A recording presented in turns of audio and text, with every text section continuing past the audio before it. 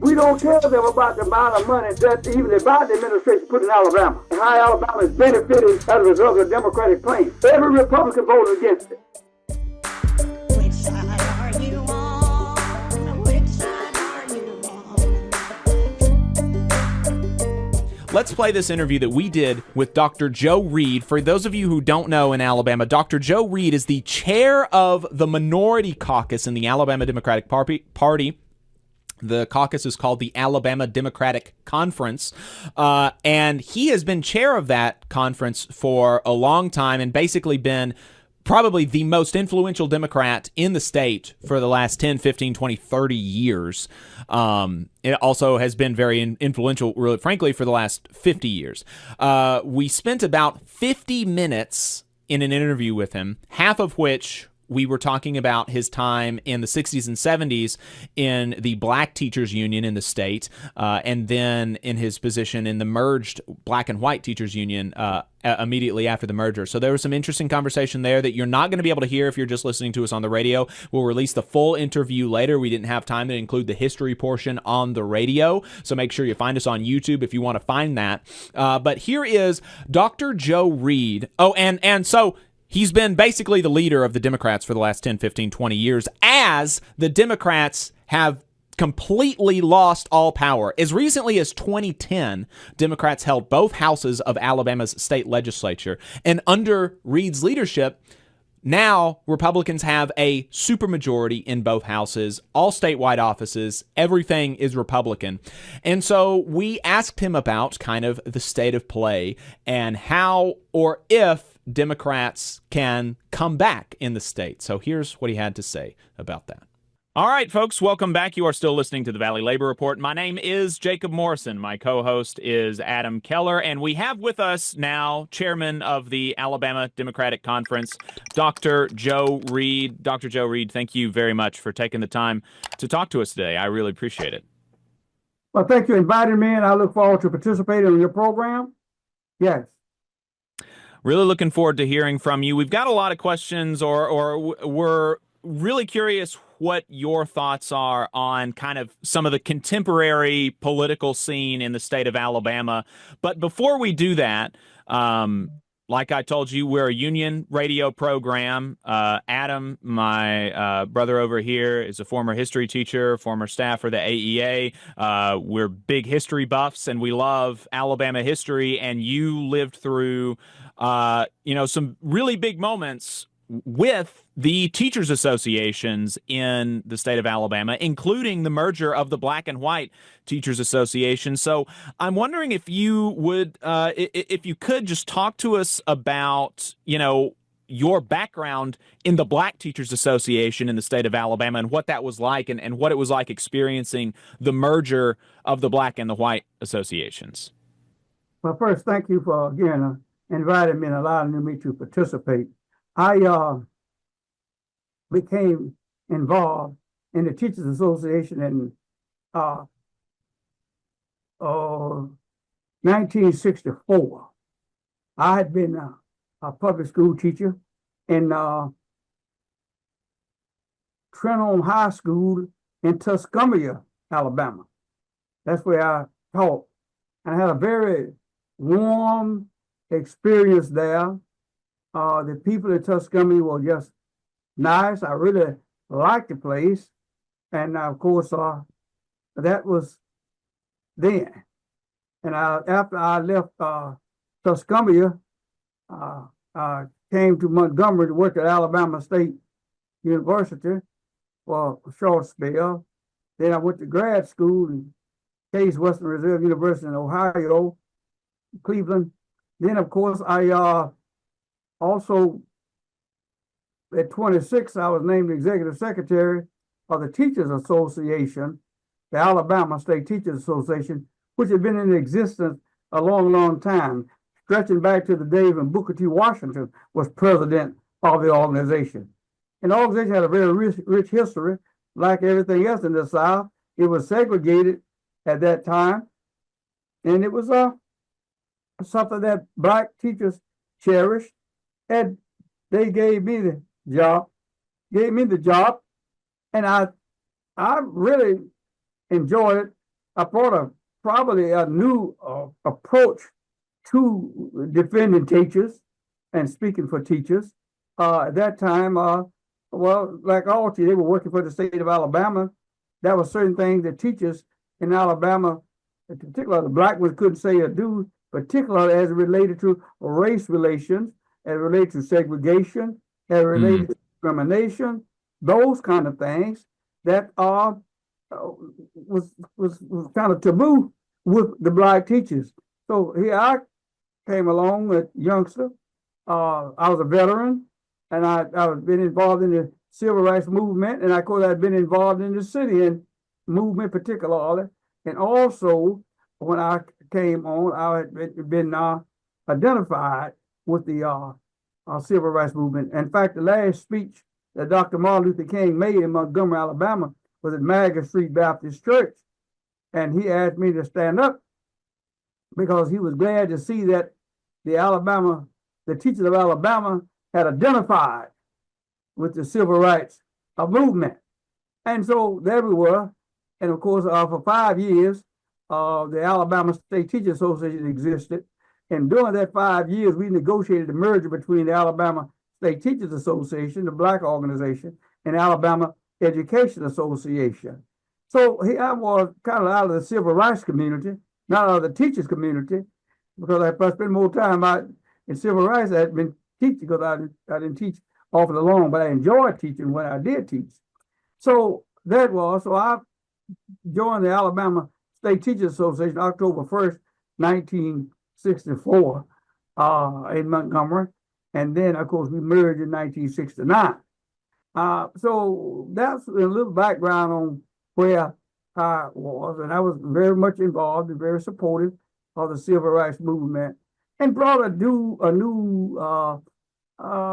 identification. And what the identification was, at that time, schools were just about to become desegregated. And the big threat was the future of black teachers. There were many superintendents who just said, well, you just find a black teacher to keep going. And there were some who didn't have that same feeling. So suddenly here we are, desegregating public education. And somebody had to speak out for particularly the black teachers. And here I was, out of the sit-in movement, out of the civil rights movement. I didn't hang around that word professionalism so much. I brought practical solutions to the problem. And at that time, one way to do it was to sue. And I had a motto: I get up every morning looking for somebody to sue. And we did. We had massive litigation to protect and we did. We protected teachers. We didn't protect every last one of them, but we protected a lot of them.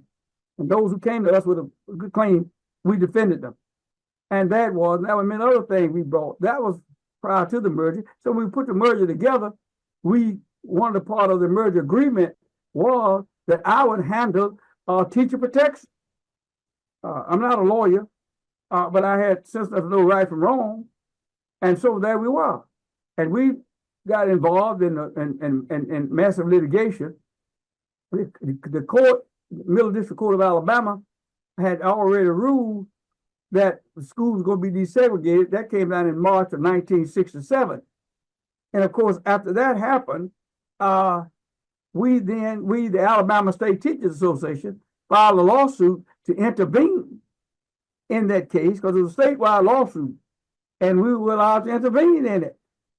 And we did a lot in trying to protect our members, and we did. It really threatened the merger at one time because the people we were suing were superintendents, and the superintendent was at that time running AEA. Paul Hubbard was not the executive secretary at that time. He became executive secretary in April of 1969.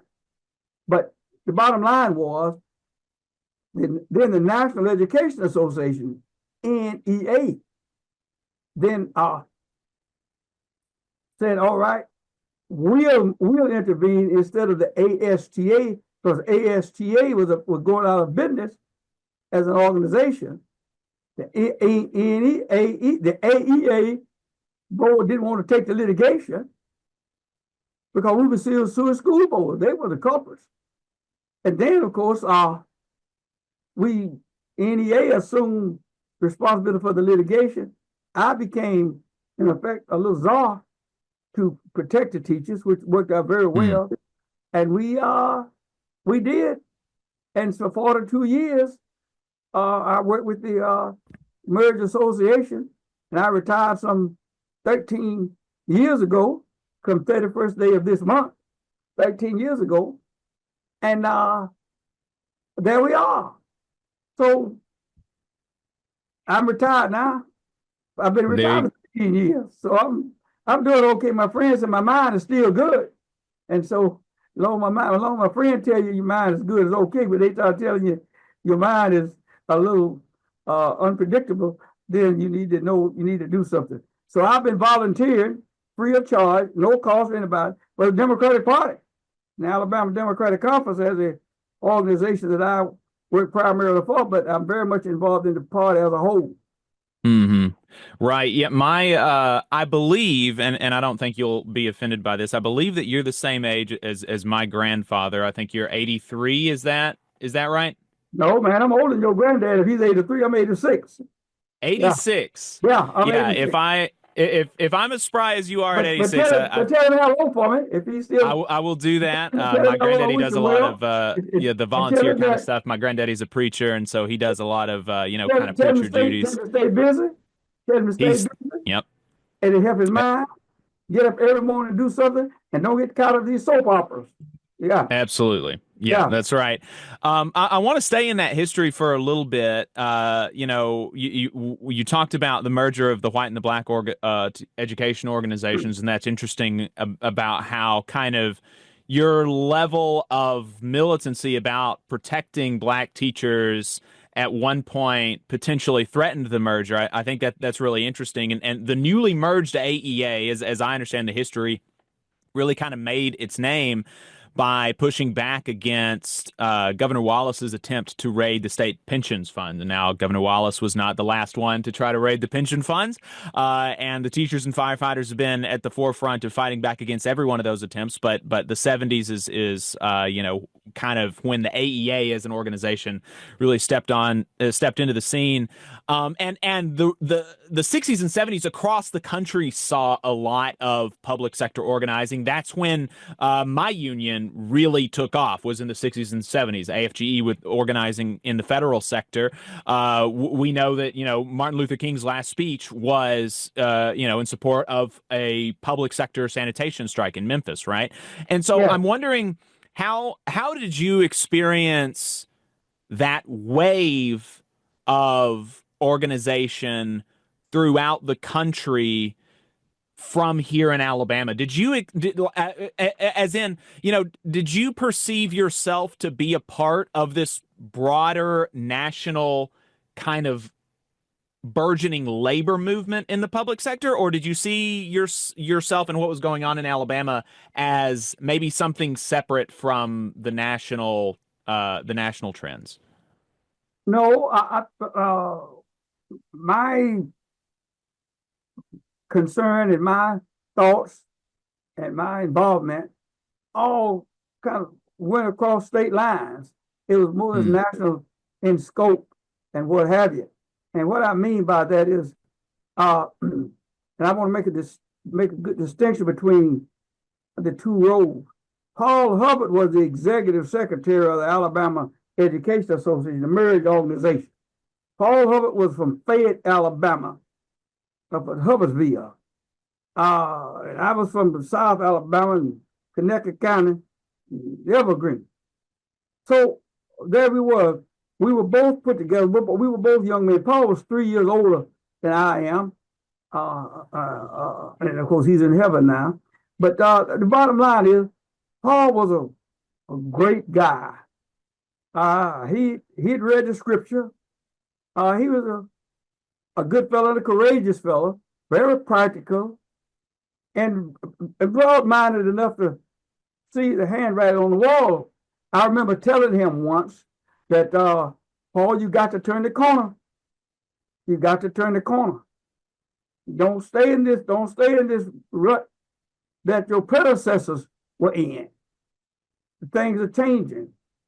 And he, I think, heard me. I don't know what remember exactly what all he said that day, but there we were. And when we got ready to, Waters did come after the pension fund, and let me make it clear on that. Paul Hubbard led that fight. That was not the fight I led. Paul led that fight, and he had the full backing of his board. And his board, the AEA executive board. And that was board made up of blacks and whites. George Wallace called a meeting for the board to come to meet in his office. I was not at that particular meeting. Paul and the others were there. I was on the road doing something, but I was not at the meeting. No other reason except for that I was just doing something else. And it turned out that what Wallace had hoped for, that he could get the board to fire Paul. That's what he wanted. But he didn't get anywhere with that. Everybody stood tall, stood by Paul. And there's a part in the scripture, those who read the scripture, it's in the three books, one in the book of Matthew, one in the book of Luke, and one in the book of Mark.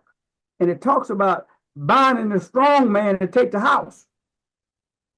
Bind the strong man to take the house. Wallace wanted to bind Paul so he could go take the house. But he didn't get anywhere with that.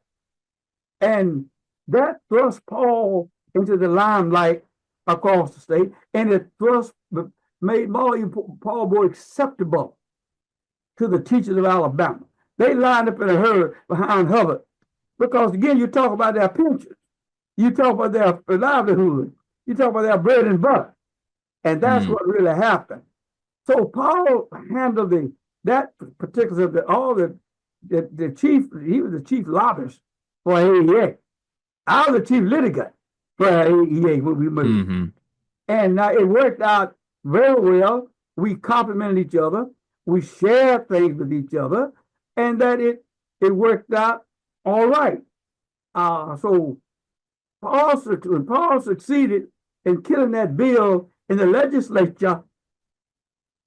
That was what he needed to anchor him as one of the key top educators in the country, because he was a young white boy in quotations, down in Alabama, taking on this powerful George Wallace. Now, it wasn't a civil rights issue. It was an issue of protecting it was an economic issue, what it really was. So, but that helped to thrust Paul, and Paul felt good about it. He'd eaten his Cheerios real well, and there we were. Now that was for the political front. Then my role was, and what we did, the legal front. And believe it or not, sometimes you wonder whether the good Lord is what he's doing and what he's doing things for you. It turned out when we first merged that Greene County, all black county, all black for all practical, got control of the local school board. What they did, when they came up, they had a meeting. And it was their first meeting, a known meeting, a public meeting. They fired a white superintendent who had 2 or 3 years left on his contract. And in firing him, he came to the AEA.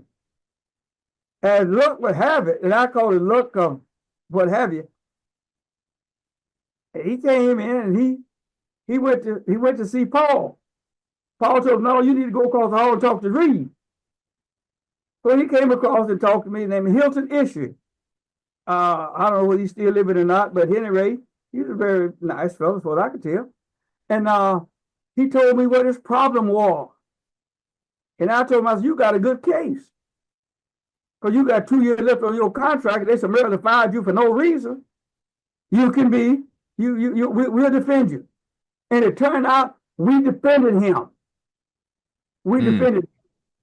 And that message went across the state and to show that AEA was willing to defend a white superintendent against a black board. And that anchored our legal services program to the point that everybody could see where things were going. And it turned out that it worked, and we had several other major cases over the years that brought us into acceptance on the part of many of our members, particularly white members, because the white members were skeptical. I remember a teacher came to me and said, asked me, do white teachers have civil rights?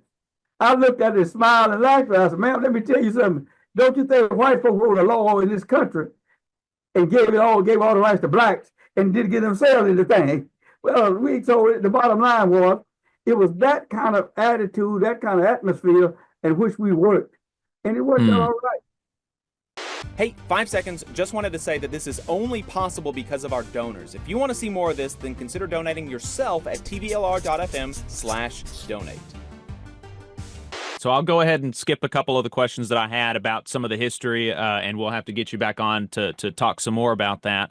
And we'll jump to today. I'm interested in how do you see the AEA's political strategy today? What are your thoughts on how they go about their their political program? First of all, I'm retired. I've been retired some 13 years, so I'm not there every day. If AEA wants something from me, I will try to help. I think they're doing reasonably well. They got their problem.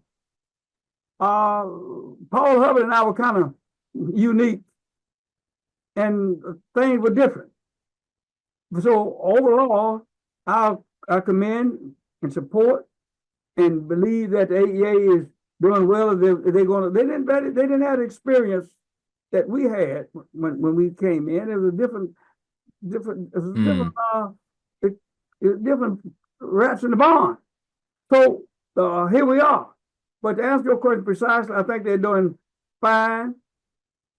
They're not as vocal as we used to be. The laws have changed, but they are doing good. They're holding the organization together. And I tip my hat to them and wish them well and support them. That's all I'm going to say about that. Yeah. Talking about, you mentioned that you spend a lot of your volunteer time within the Democratic Party. Yeah. We know that the Alabama Democrats have gone now through multiple contested leadership fights. What do you feel like the role of a leader in the Democratic Party of Alabama is, in your view? And here I'm talking both about your role as chairman of the ADC. I mean, clearly that is a leadership role within the party generally, but also the role of the ADP chairman. What is the job description? What are they supposed to be doing in your view? Okay, let me see if I can put that together right quickly.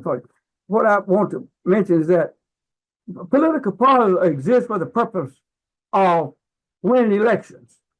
That's all political parties. That's what they organize for. People organize, and people organize anything to achieve those goals together. They cannot achieve alone. That's the whole purpose of people organize. So let's go to the Alabama Democratic Conference first. The Alabama Democratic Conference is a caucus of Black Democrats. The organization was founded in 1960. As we know, if we don't know, they're going to learn now, because I'm a school teacher by training, so I tend to teach as I go. What we're talking about now is that you talk about the Democratic Party, that used to be the part of the Confederacy. And that party was pretty much the part of the Confederacy until about 1940. Because we used to have what we call white primaries. Now, your granddaddy can talk to you about the white primaries. He'll know that's what it was, that only whites could vote in the Democratic primary. The Democratic primary was a part of the South. The Democratic Party was a party at that time that really fought to win the Civil War. The Democratic Party was a party that fought to keep blacks in subjugation. So that lasted until in the mid-40s, when the Democratic Party at one time was what we call had the white primaries. What does it mean by white primaries?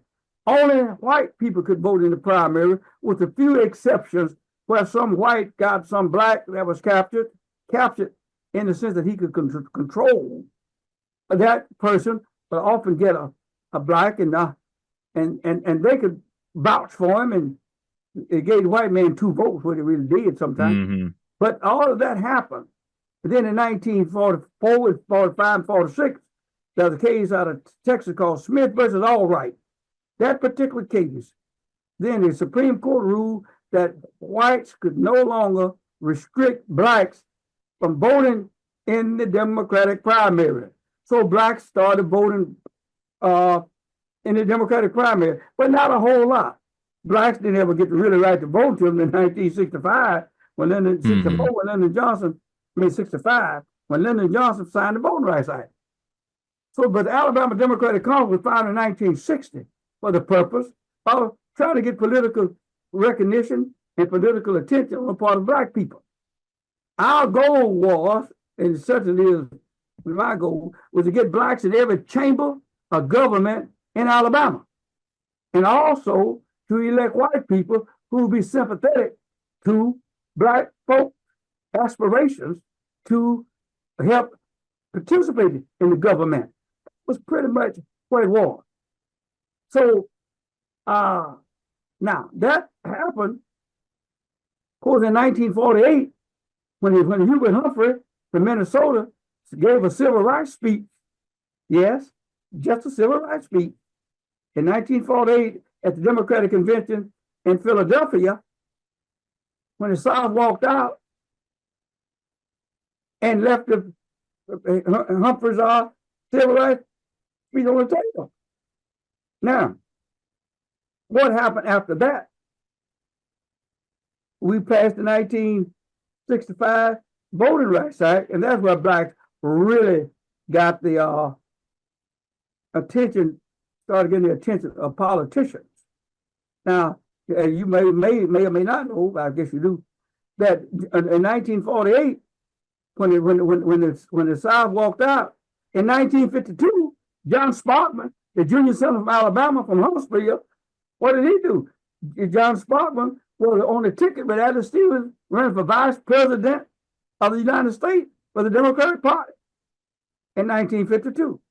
So fast forward, we got the Voting Rights Act passed, and blacks started voting. And then along came a young fellow that the old blacks asked to run for chairman of the Alabama Democratic Conference. I am not a founder of the Alabama Democratic Conference. It was founded by other black leaders in 1960. Then I came along, and they asked me to chair the organization. And the reason they asked me to do it, they wanted to teach about. I was with the Teachers Association at that time. I was the executive secretary of the Alabama State Teachers Association, and they asked me to head up the ADC because they wanted the teachers to identify with the civil rights movement, and we did. And of course, we worked, and as the Democratic Party identified more with civil rights, it had fewer and fewer whites supporting it. And as I said earlier, by in 2008, Barack Obama was elected. And in 2010, that was the first election in Alabama that blacks, not blacks, but the first election in Alabama where after Obama was elected. Well, every white Democratic senator in Alabama was defeated. Obama was a Democratic nominee and got to be Democratic president. But for that, in 2010, white Democratic senator in Alabama was defeated, except one, and that was from Barber County, Billy Beasley, who ran in a black district, and he won. So that's what we have. And since that time, of course, we all identified and support the Democratic Party and support the things the Democratic Party for. I have said before, I'll say again, that one of the problems that, and I talked to somebody about that today, and that is what we have to do to let white voters know that the Democratic Party is for everybody and working folk at that. That has to be said, has to be done, and we have to show it. I've said, to use my term, white folks are catching hell too. And they got to know there's somebody out there fighting for them. And I think we have to all identify with that. It's kind of like the merger with the teachers of Alabama. When white teachers found that the AEA would fight for them, they found that I would file lawsuits for them, regardless, that they knew they could come to AEA and get relief, get support. They supported AEA. And the same thing would happen if the Democratic Party. We cannot let anybody think that the Democratic Party is just for only a certain group of folk. The Democratic Party is for everybody who's working and trying to make life better, make life safer, and make things good for all people, whites and blacks alike. And I think that's our biggest challenge in the front now. I think that's really interesting. I've been reading some Alabama history recently, and I've been reading about Jim Folsom. And it's interesting that, Jim Folsom was elected in 1946 and then later in 1954 as somebody who was supportive of civil rights. I think he kind of wavered in some cases, but generally his most consistent stance was that he was in favor of it. And not only that, but he was also very supportive of unions and labor. There was one telephone strike that the telephone company, I can't remember the name of what it was at that time. I think it became part of AT&T, that they asked the governor to intervene with it. And he said, yeah, you know what? I think I will intervene. I will take over the company, have the state run it for the public good, and give the strikers everything that they ask for. That's what I would do if I intervened. Do you want me to do that, telephone company? And the telephone company said, no, obviously we don't want to be nationalized. So they resolved the strike, and I do not hear a lot of messages like that from Democrats right. today Right in Alabama that. very often. Maddox, Walt Maddox, when he ran for governor, Brandon Presley, when he ran for governor in Mississippi, they both were focusing on, Brandon Presley's first ad when he ran for governor in Mississippi was cutting a car in half because to illustrate that he wanted to cut the car tag tax in half, right? And that is just not differentiating yourself enough, in my view, from the Republicans. If I care about low taxes, if I care about fighting for gun rights, if I care about abortion as a pro-life person, I'm going to vote for a Republican. I'm not going to vote for a Republican light as a Democrat. I'm going to vote for a Republican. And so, why is it that you think that in Alabama there hasn't been that? That's I'm fascinated that you said that, and connecting this, to Folsom's message of fighting for rural people and black folks and white folks and working people, and explicitly calling out the big mules, right? The people who run the state, the powerful, the wealthy elites. Why is that not something that we hear more from Democrats in your view? Jim Folsom, in my opinion, I think was the best people governor the state has ever had, period. There's nobody close to him. I agree. But he didn't call black rights civil rights. He talked about blacks' fair share of democracy. That's what he favored it. Blacks getting their fair share of democracy. And that's where Jim Folsom was, a very, very, very good governor. Now, your question is, why, not question, but you were saying that why others don't do it? Because they can't get elected. Mr. Hill said, what you got to get elected first. I watch how weak those Republican senators are in Washington now. They're weak as 500 because they don't worry about getting reelected. And the bottom line was, Jim Folsom had a way of explaining it to big man Junebug, Bub, and Cooter what he meant, and they understood it. Now, and plus Jim Folsom didn't really do a lot of things out there for to advance his political career beyond Alabama. But he spent a lot of time. The big problem now is what we have now. We don't have enough white leaders telling white people, black folk ain't your enemy. Civil rights is not your enemy. Having a good meal is not your enemy. A better wage is not your enemy. Having everybody thriving, everybody doing good, and helping each other, that's not your enemy. The enemy of those rich Republicans that we see being put in the position in Washington now. But nobody's telling white people that. And they got to hear from a white person. They can't hear from Joe Reed. They can't hear from they can't hear from me just only.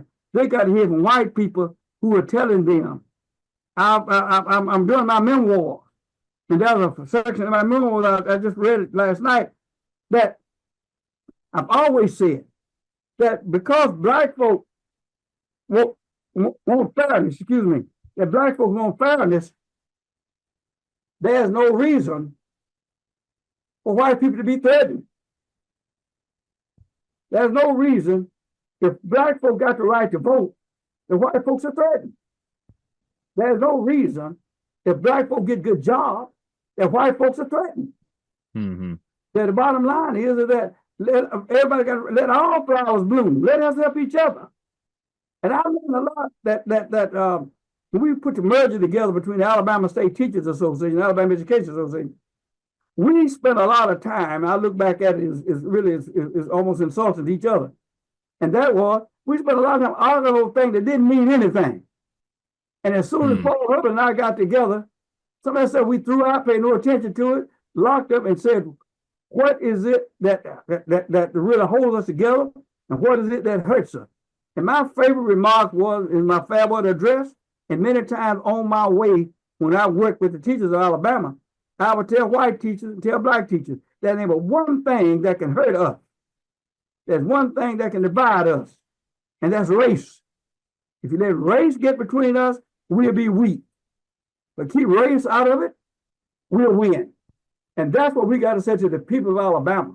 We don't have enough white leaders telling white folk that, look, you're not threatened because everybody prospers. You don't have to keep somebody else down for you to do good. Let all flowers bloom. And that's what I see as our big challenge now.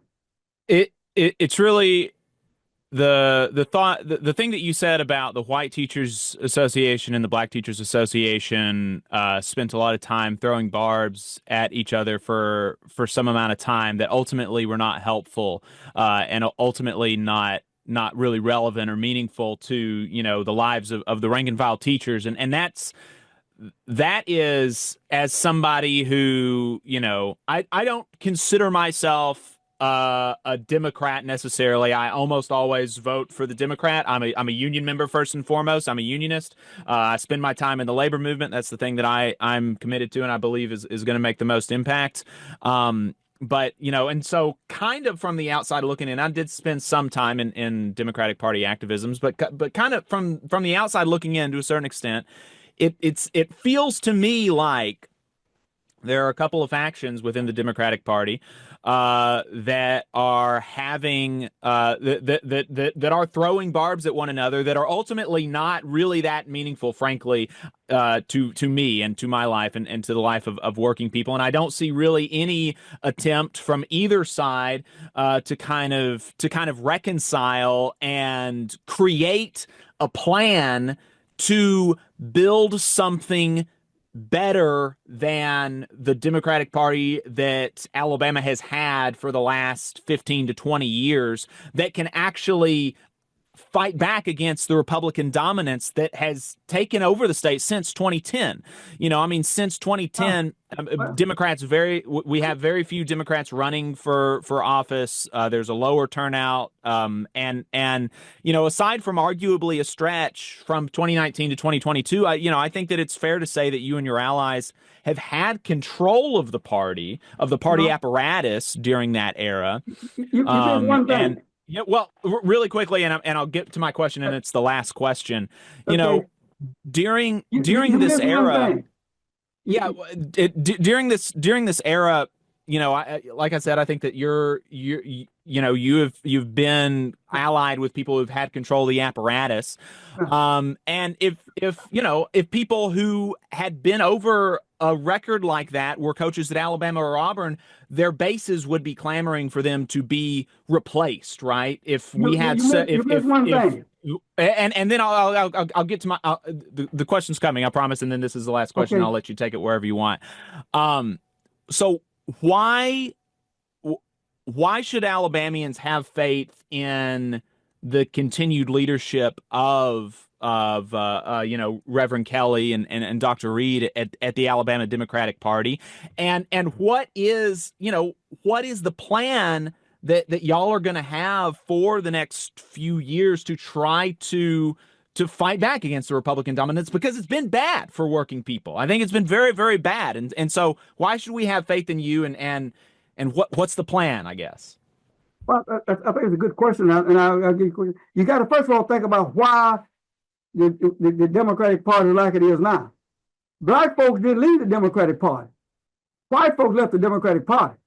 And when Lyndon Johnson signed the Voting Rights Act in 1965, he said, I'm turning the South over to the Republicans. Lyndon Johnson heard it in 1965, and it started laughing. And the South started leaving the Democratic, white people in the South started leaving the Democratic Party in 1948.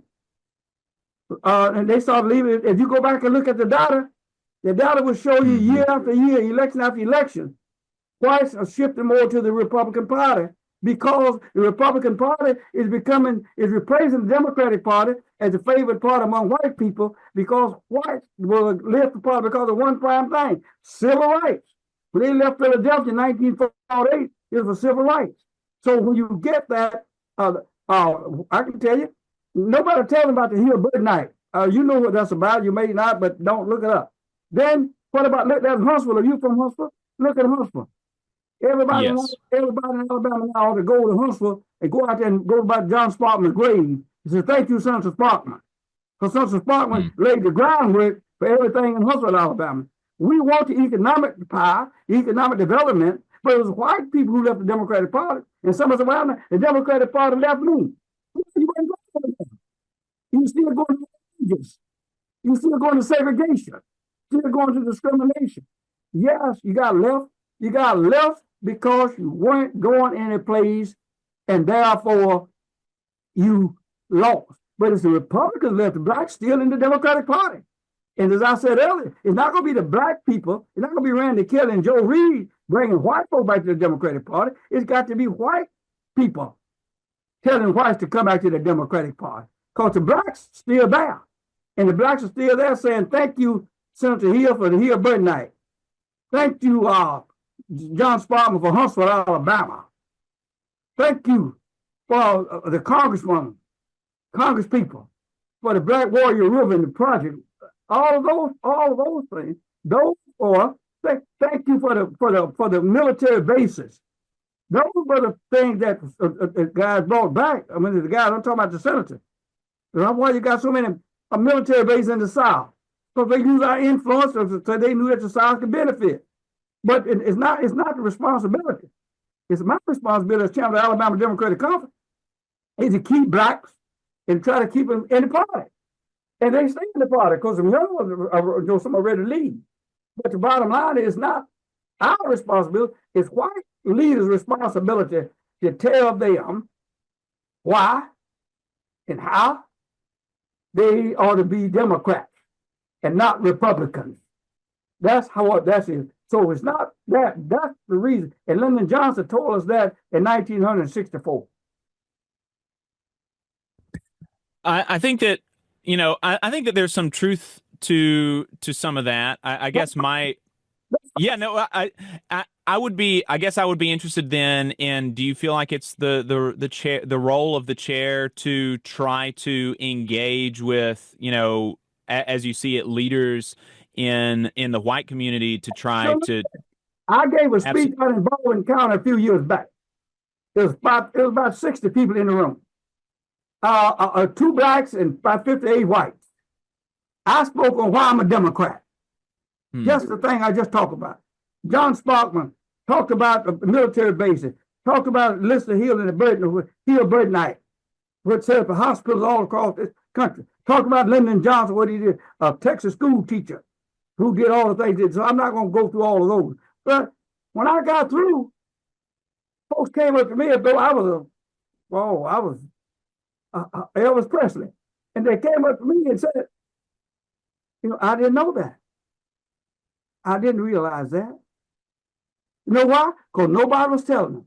We don't tell them about the amount of money that even the Biden administration put in Alabama and how Alabama is benefiting as a result of the Democratic plan. Every Republican voted against it. So you get to have a ribbon cutting, what happened? Who showed up at the ribbon cutting? The Republicans who voted against it. And that's why. Because nobody's telling them. People are afraid to identify with it, but they're not afraid to benefit from it. They're afraid to identify with it. For what the Democratic Party has done and is doing, aid education. Somebody want a grant. What do? We might write a proposal. I get somebody to give them one. And old Richard Shelby, bless his heart, he brought more money back to Alabama than anybody could. He's on the Appropriations Committee.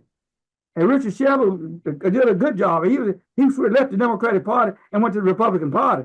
And I will say, yes, by him being chairman of that committee, he did a lot of good for the state of Alabama. And when, as Mayor Montgomery used to say, ain't nothing tainted about federal money, just tainted enough of it. Mm. Well, Dr. Reed, we've gone slightly past the time, a little over 30 minutes for the interview, but I appreciate your time. We'll have to get you back on.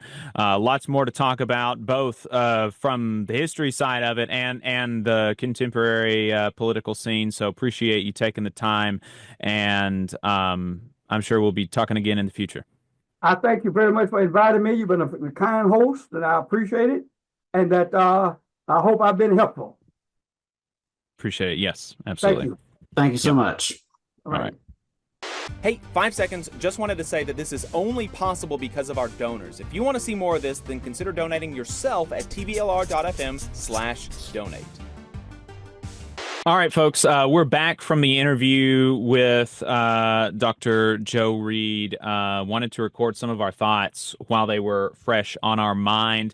Like I told Dr. Reed, there were a lot of other things that I did want to ask him about. About the history. I was interested in his perspective on teachers associations and unions, like are teachers associations unions. The current stance of the AEA is that they are not, or at least the AEA is not a union.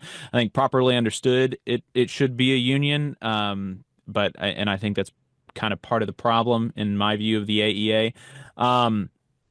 Additionally, I was interested in talking to him about the Walker County and Scottsboro teacher strikes in the 70s and 80s. And so maybe we'll be able to have him on later to talk about that. But more importantly, probably more importantly and more relevantly, there were a couple of things that we weren't able to ask about for, politically. And one of the questions that I had, or that we had was, why should somebody run for office as a Democrat instead of an independent? Adam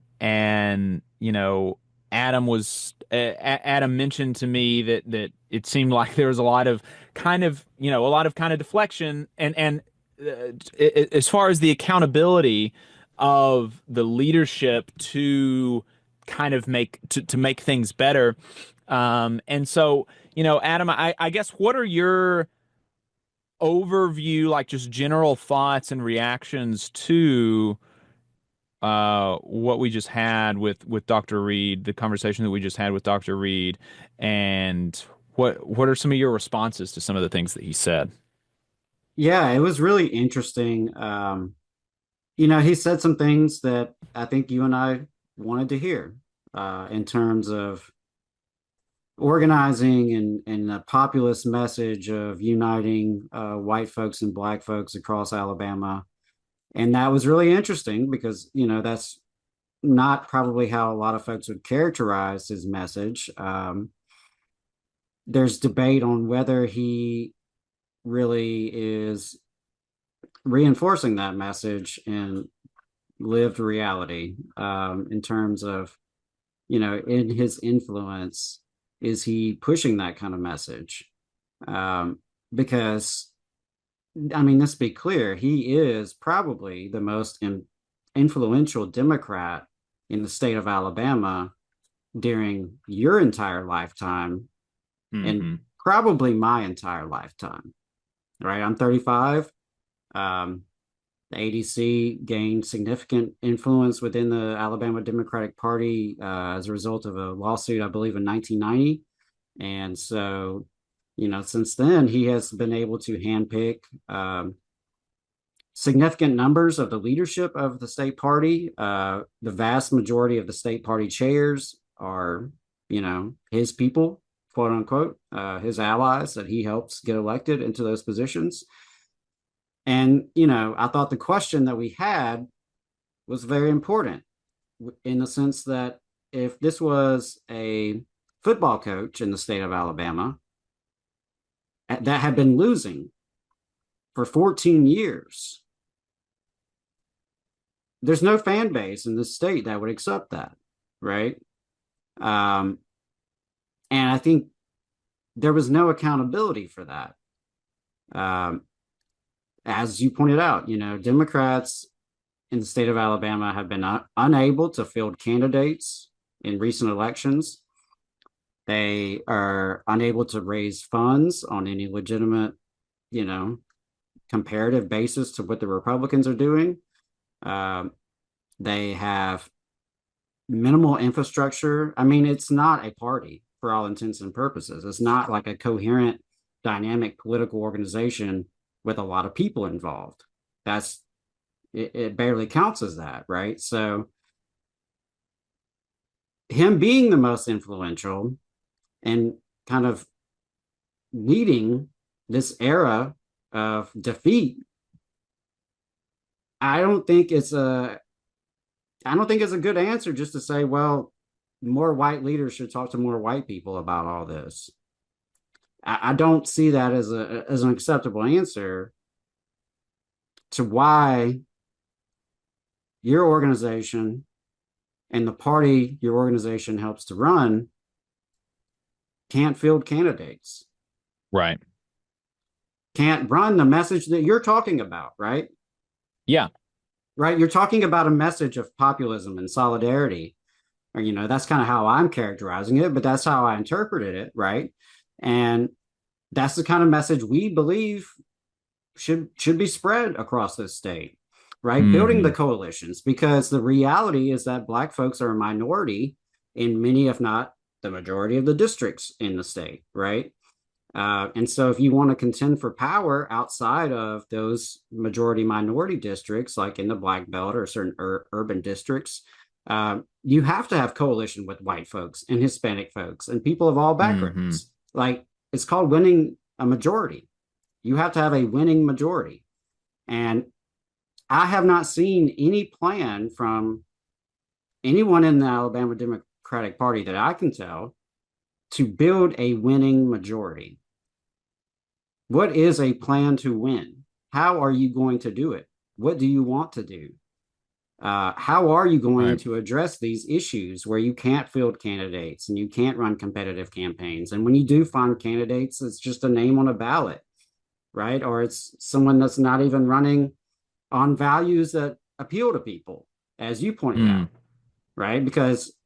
And that's the thing about this factional dispute that we have, right? Because kind of left unsaid here is there's this dispute with Doug Jones. Joe Reed and Randy Kelly are kind of feuding with Doug Jones and his allies, the former senator who won in the special election here in Alabama in 2017. But, from the outside looking in, you have older white moderates versus older Black moderates, progressive folks, people who are kind of identifying politically as working class folks, don't really have any voice or representation in the party as far as I can tell it. I don't know. I just think that is really interesting that, that's kind of the answer to a decade and a half of failure, is that more white leaders should engage more white people, and not even to take responsibility that are you engaging the white leaders to do this, right? Like that, you gave a speech a couple years ago and it went well. To 38 people. And Right. that's great. I mean, I spoke to over 1,000 people in person this year about unionism and solidarity and people power and uniting across racial lines, right?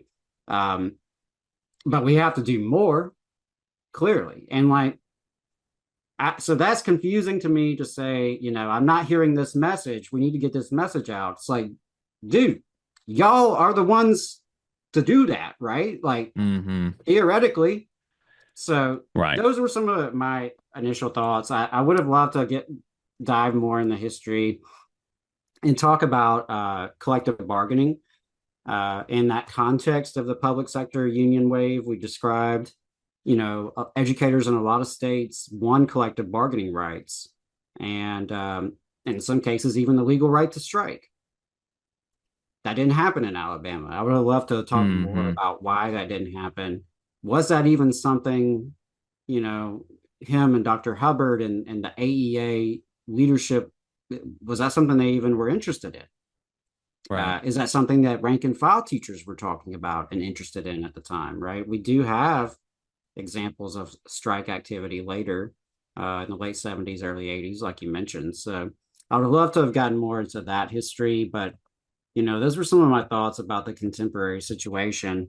And I think you're correct to point to the question of why run as a Democrat instead of an independent? Because if you're going to have no help and the brand seems tainted, right? Which he seems to concede. Right. That at least among white voters, it is a tainted brand. Well, then why not run as an independent? If you're going to have to do it all from scratch anyway, I think that's a valid question. And so I don't know if they have an answer for that. Well, and it really, you mentioned that at least as it's popularly understood, and maybe Reed would argue that it is not popularly understood correctly, right? Maybe that would be his argument. But as is popularly understood, the Reed and Kelly line is all about race and not about class.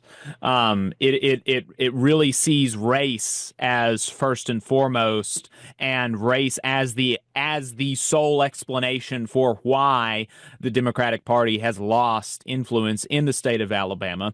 And I don't want to discount that at all, because I don't think it's a coincidence that the first time that a black president gets elected, you finally have, you have a steady decline across the South in the Democratic vote share among white people from, the 60s to 2010. But in 2010 is when you really round out the rest of the blue dogs, and they're kind of eliminated as a phenomenon, basically, right? Because in Alabama in 2010, as he alluded to, Democrats held both houses of the legislature, but we would not see the people who were holding the houses in Alabama as Democrats as like populists or left wingers, right? They were conservative, but they were blue dog Democrats, and so that's not a coincidence, and we have to reckon with that. I think that's important for people who kind of aspire to be part of a different of a better Alabama, but also, I brought up Folsom specifically because he was a pro-civil rights governor that was elected by the same populace that elected George Wallace, right? So there is a willingness to elect racial liberals, and you cannot convince me that white people in Alabama are more racist than they were in 1954 when they elected Jim Folsom for a second time. That's just not the case, right? That cannot be the case, that white people in Alabama are more racist than they were in 1954 when they elected Jim Folsom for a second time after he proved himself to be a racial, at the very least, a racial moderate. Like I told him, I don't want to sugarcoat I don't want to sugarcoat Folsom's racial legacy. It's complicated, but when you compare it to the time, it is really sterling, right? He's very good on race comparatively. Speaking he in his first term as governor, he had a black congressperson from New York in the governor's mansion to drink alcohol with him, right? So and also said positive things about civil rights and integration and things like this, right? So anyway, white people are not more racist than they were then, right? So you cannot lean solely on that. You can cede the case that it has a certain level of explanatory value, but it's not the whole thing. And so you have to be able to, you have to reckon with that as well, that you can't rely on that for the whole thing. And you have to kind of, like you said, there's just not any accountability for having led the party during its decline in the last 15 years and, decimation in the last 15 years and decline over my entire life, approximately 30 years. And I did not hear a plan. Reverend Kelly on Alabama politics this week with Josh Moon and David Person from the Alabama Political Reporter, he was asked, does the party currently have a plan to fight back against the decade of supermajority rule by Republicans and start to turn the tide? Kelly responded, when has there ever been a plan? Right? That's not a sufficient answer, I don't think, if you're a person that cares about fighting Republican dominance, fighting the dominance of the big mules in the state of Alabama, fighting the dominance of the bosses and the elite and the wealthy. It's not sufficient to say everybody else before me didn't have a plan. Well, everybody else before you, how many people, how long ago was it that somebody else before you had a plan, first of all? But then even, ignoring the fact that they've had the party for basically 30 years, you have the party now. And so where's the plan? Kelly did not give a plan on the Alabama Political Reporters podcast, and I didn't hear a plan from Joe Reed either. No, I didn't either. And, something that stood out to me is Joe Reed talked about a conversation he had with Dr. Paul Hubbard about how things were about to turn the corner. Things were changing, and he needed to turn the corner and get with the times because things are changing. And he was talking, of course, about school integration and civil rights. But I can't help but wonder, is that relevant today? Because things have changed significantly in the state of Alabama, and over the past 15 years, in a lot of ways for the worse. And I don't see anything turning the corner from the Democratic Party, right? So, I thought that was interesting. And also he talked about kind of how and you brought this up, how the Black Teachers Organization and the White Teachers Organization were, having these sort of petty feuds before they finally got in a room and just hammered out, real compromise and got their act together and made progress. That's not happening in the state Democratic Party. There appears to be no appetite for that to happen. So I think a lot of people listening are probably going to be wondering, frankly, when is Dr. Reed going to retire? He says he's retired. That's true. But again, he is arguably the most influential person in the state party. Well, he's retired from the Teachers Association. Right. He didn't, he said he spends his time volunteering to lead the Democratic Party and the Democratic Conference. Right. And, the other thing that I wanted to point out is that throughout these debates over the last several years, Dr. Reed has more or less equated the ADC, and by virtue of that himself, as representative of the Black vote in Alabama. And I think that is an argument that has to be defended. I don't think we can just take that as gospel that because of accomplishments in the 60s and 70s, even up into the 90s, that this organization is somehow, broadly representative of Black voters across the state of Alabama. How many Black voters are familiar with ADC, trust ADC, are following its leadership? I don't know. I mean, I think those are all valid questions and are worth, teasing out a little bit, because certainly I know plenty of Black Democratic voters who are not pleased with the leadership of Dr. Reed and his allies. So, I think that's something that is worth mentioning, at least.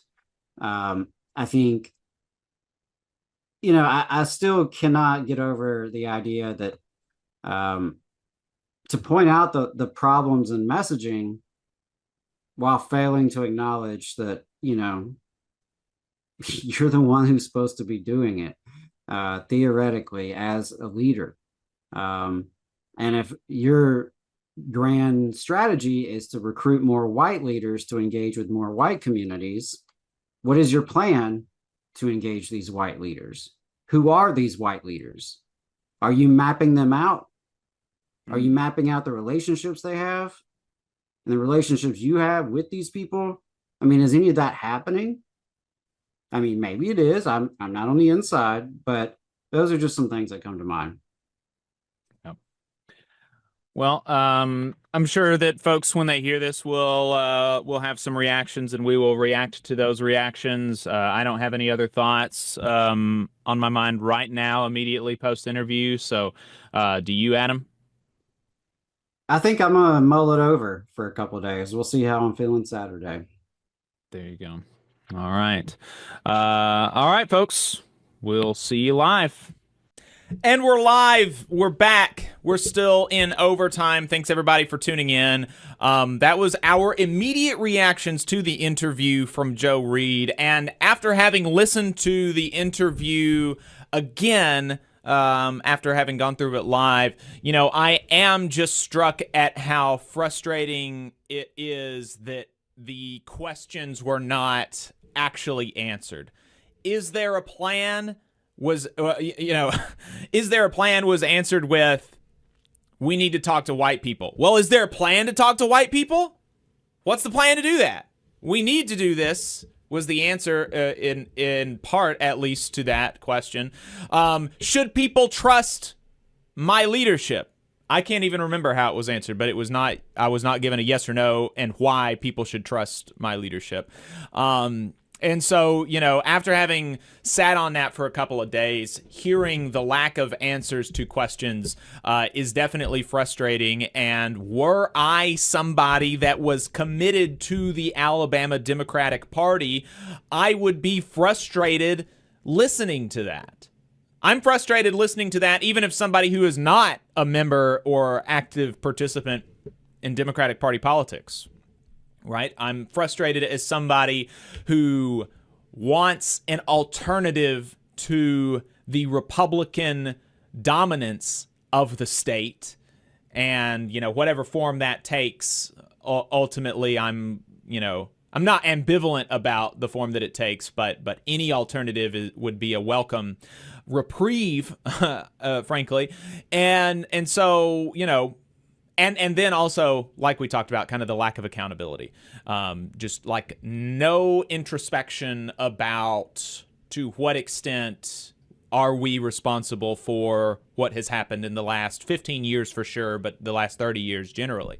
I was just going to add to that. I was talking to a friend who's been in politics in Alabama for a long time, and we were talking this week, and, her thoughts.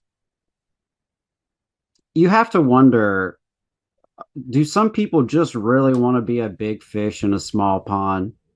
Is the point to actually win? Because just pretend for a moment that over the last 15 years that the Alabama Democratic Party was secretly in cahoots with the Alabama Republican Party. Now just pretend for a moment, right? Let's just think that over the last 15 years, the Alabama Democrats have actually been secretly working with the Republicans, what would they be doing different in this experiment? Like, what would, I'm just curious. If you think about it that way, what are the different things they would be doing if they were deliberately sabotaging themselves? And that's not to argue that that's what is happening. It's just, for me, an interesting thought experiment because, to Whitney's point, like whatever it is you are doing and have been doing clearly ain't working by any normal definition of success, which Dr. Reed explicitly said the whole point was you organize to win elections. Well, by that metric, you're failing. You're failing pretty poorly. And so it's a very frustrating scenario to be in. I think the thing that really is most frustrating is that, the vast majority of people in Alabama, as with anywhere else, are working class. Most of us have to work for other folks. Most of us rely on our labor to make a living and feed our families. And because of that, most of us really do have a lot of things in common.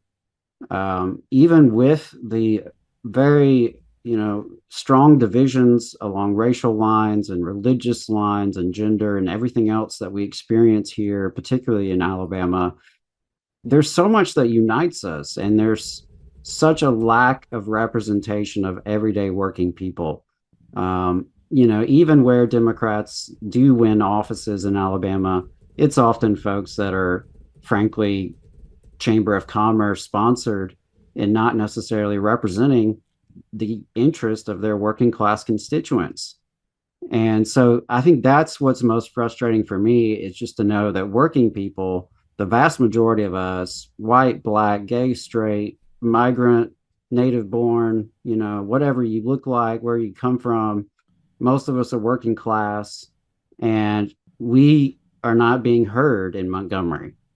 And it's obvious, and we can see the results where wealthy, powerful interests continue to consolidate control, consolidate wealth at our expense, where folks' rights are under attack.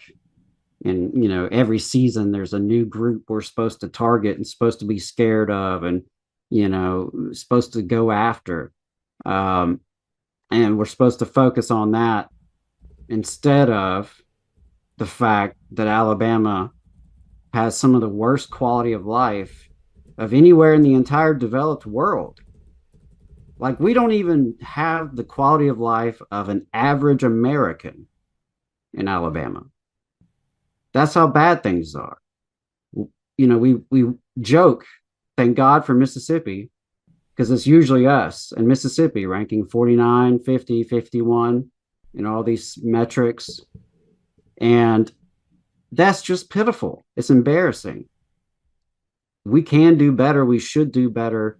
And I really do believe that a better Alabama is possible, and we have to fight for that. And throughout our history in this state, people have done so. We have a strong history of everyday Alabamians uniting across these lines to make progress, whether it's organizing in the workplace, organizing in the streets, in the community.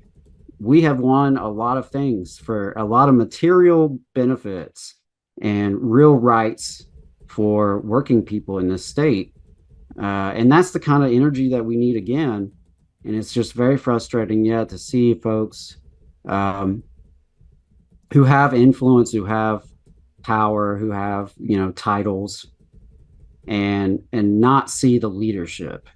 I think we have a real crisis in a lot of our movements, from the political, electoral arena to even within our own labor movement.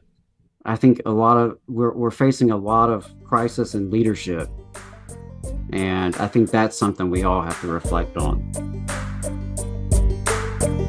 You just saw a clip from the Valley Labor Report. We are live every Saturday morning from 9:30 a.m. till 12:30 p.m. And we pride ourselves on keeping all of our content free to everybody so that we can talk to as many working folks as possible. If you support the work that we're doing, you think that it's important, you think that it's good, then consider making a monthly contribution to the project, and you can do that on our website, tvlr.fm. Which side are you on?